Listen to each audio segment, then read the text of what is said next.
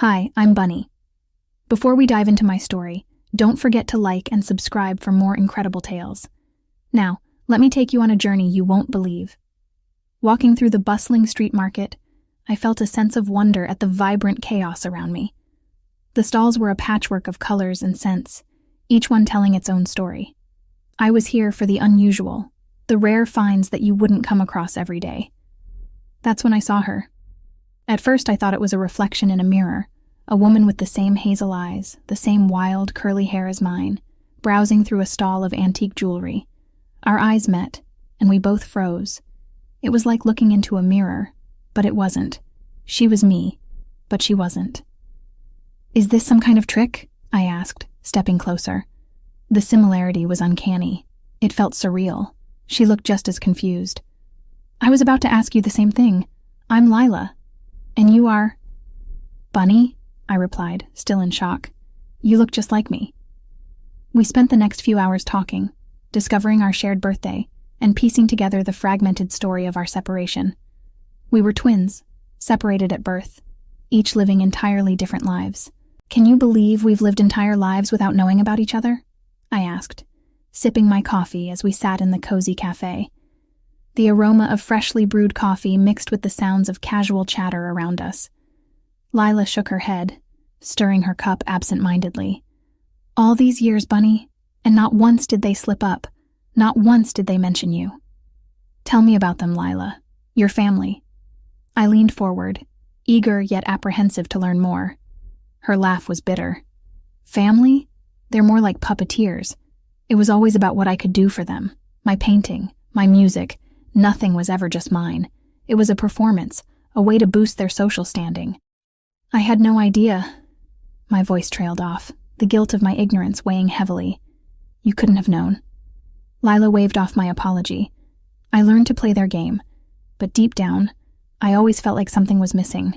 Now I know it was you." The conversation shifted to our childhoods, our dreams, our struggles. Despite our identical faces, our worlds had been worlds apart. Yet there was an unspoken understanding, a connection that went beyond words. After leaving the cafe, we walked to Lila's apartment. It was modest, filled with her artwork, a stark contrast to the life she described with her family. "This is one of the few places I feel like myself," Lila said, gesturing around the small, cluttered space. I noticed a photo on the wall, a family portrait, but Lila's face was hardly visible, overshadowed by the others. "Is this them?" "Yeah, that's the perfect family," she said, her tone laced with sarcasm. "Always perfect for the cameras, never for me." "How did you manage all these years?" I asked, my heart aching for her. "By believing there was something better out there, even if I couldn't see it. But now, finding you, it's like a piece of the puzzle has clicked. I wish I had known, Lila. We could have supported each other." Lila smiled, a hint of tears in her eyes. "We have each other now. That's what matters." Our conversation turned to the family's deceit. Lila revealed how they knew about my existence all along, but chose to keep us separated. "They feared you'd take away the attention from me," Lila explained. "Or worse, that we'd unite against them." That's horrible. We were just kids." "They never cared, Bunny. To them, we were just pawns in their game of social climbing." Anger boiled within me, not just for the years we lost, but for the pain Lila had endured alone. "We need to do something," I said firmly. "They can't just get away with this." Lila's eyes met mine, fierce and determined. "I agree, but it has to be more than just confronting them. They need to feel the weight of their actions, the way they made me feel all these years." "We'll figure it out together," I promised, my mind racing with ideas. As night fell, we made plans, not just for retribution, but for reclaiming the life that had been stolen from us. For the first time in a long time, Lila smiled genuinely, the burden of her past slowly lifting, replaced by the hope of a future where she wasn't alone. Our bond, formed in a matter of hours, felt like it had been forged over a lifetime. And as we sat there, in Lila's little apartment, planning our next steps, I knew this was just the beginning. We were no longer just Bunny and Lila. We were a force to be reckoned with, and nothing would ever be the same again. In the hushed aisles of an old library, With books towering over us like silent sentinels, Lila and I huddled over a scarred wooden table, plotting our next move. The air was thick with the musty smell of old paper, a quiet haven far from the world outside. "So, you really think this could work? Swapping places?" Lila asked, skepticism laced in her voice. I nodded eagerly, my mind racing with possibilities. "Think about it, Lila. They don't know I exist. We could use that to our advantage. I'll go in as you, get close to them, and find out everything they're hiding." "And what about me?" Lila's eyebrows furrowed. "You get to live a bit of the life they stole from you. Explore. Do things you've never had the chance to." I saw the flicker of excitement in her eyes. We spent hours strategizing, discussing every detail of our lives to convincingly impersonate each other. It was more than just a plan. It was a chance to step into a world we never knew. The following day, as we prepared to switch our lives, Lila gave me a crash course in being her. The way she talked, the way she walked, her likes and dislikes. It was like stepping into someone else's skin. "You'll need to be careful around them. They're manipulative, always playing mind games," Lila warned, her expression serious. "I can handle them," I assured her, though a part of me wondered if I was in over my head. That night, as Lila explored the city, I headed to the heart of the Viper's Nest, Lila's family home. The house was ostentatious, a stark contrast to Lila's modest apartment. Greeting them as Lila, I slipped into my role. Their fake smiles and hollow greetings made my skin crawl, but I played along, smiling and nodding at the right moments. Over the next few days, I witnessed firsthand the toxicity Lila had endured. Every conversation was a battlefield, every interaction laced with hidden meanings. They were skilled at their game, but so was I. "I heard you've been painting again, Lila. We should have a little exhibition, show off your talents," her adoptive mother suggested one evening, her voice dripping with fake sweetness. "Sure, that sounds wonderful," I replied, my smile hiding my disgust. It was all for show, a way to flaunt their perfect daughter to their social circle. Meanwhile, Lila, embracing her newfound freedom, called me every night, her voice bubbling with excitement. "I went to that art museum you always talk about. It's incredible, Bunny. I can't believe I've never done this before." Hearing her happiness was like a balm to my soul, but I couldn't shake off the unease that grew with every passing day within the walls of that house. The family was planning something, a grand event to showcase their Lila. It was the perfect opportunity for me to expose them. One night, as they discussed the event, I overheard something that made my blood run cold. "We'll need to make sure Lila sticks to the script. Can't have her ruining our reputation," her adoptive father muttered to her mother. It was clear they were still using Lila for their gain, but this time, they wouldn't succeed. I knew what I had to do. In the days leading up to the event, I gathered evidence of their manipulations, recorded conversations, emails, anything that could prove their true nature. It was risky, but necessary. As I stood in the grand hall of the family's home, draped in jewels and a dress that screamed luxury, I couldn't help but feel a sense of unease. These were the very halls where Lila's spirit was crushed, her dreams manipulated for their twisted gain. I was Lila now, at least to the world, and I had a mission to expose the family's toxicity for what it truly was. "So, Lila, you're going to play nice tonight, right?" Her adoptive mother's voice was sugary, but carried an underlying threat. "Remember, our reputation is at stake." I forced a smile, playing my part. "Of course, Mother. I wouldn't dream of causing a scene." As guests began to arrive, each more pretentious than the last, I navigated the conversations with ease. On the surface, I was the perfect daughter, but beneath that facade, I was meticulously recording every falsity, every insincere compliment. "You really are the star of the family, Lila," one guest cooed, unaware of the irony in their words. "Such talent and grace. Your parents must be so proud." "Thank you, but really, it's all thanks to them," I replied, gesturing to the smiling vipers posing as my parents. The digital recorder in my purse picked up every word. As the evening wore on, the facade began to crack. The family's true colors started to show, their remarks becoming more callous and self-serving. Each word was another nail in their coffin, and I was there to hammer them in.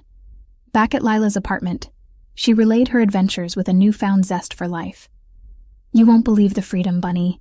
I went to this little cafe you love, and guess what? I painted, in public, for the first time." Her joy was palpable, and I couldn't help but feel a sense of pride. Lila was finally experiencing life on her terms, away from the oppressive shadows of her so-called family. A few days later, the moment of truth arrived. The evidence I gathered was damning, a mixture of audio recordings, emails, and documents that painted a clear picture of exploitation and deceit. It was time to let fate take its course. I sent copies of the evidence to key figures in their social circle, people who would ensure the truth spread like wildfire. With each passing hour, the family's facade crumbled, their reputation tarnishing more with every revealed lie.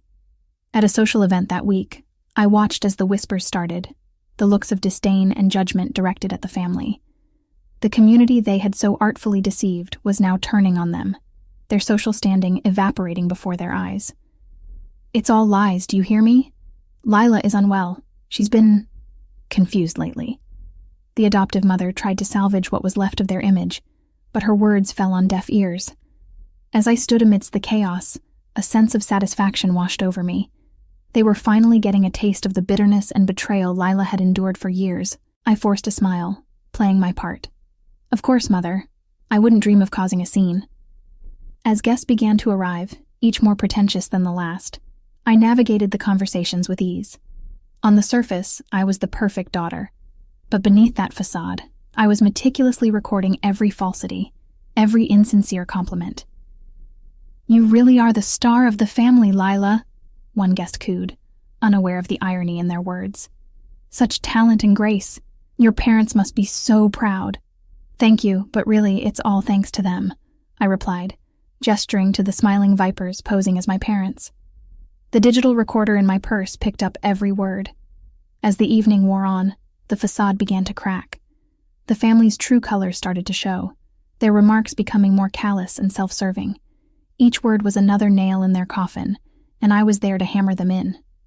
Back at Lila's apartment, she relayed her adventures with a newfound zest for life. "You won't believe the freedom, Bunny. I went to this little cafe you love, and guess what? I painted in public for the first time." Her joy was palpable, and I couldn't help but feel a sense of pride. Lila was finally experiencing life on her terms, away from the oppressive shadows of her so-called family. A few days later, the moment of truth arrived. The evidence I gathered was damning, a mixture of audio recordings, emails, and documents that painted a clear picture of exploitation and deceit. It was time to let fate take its course.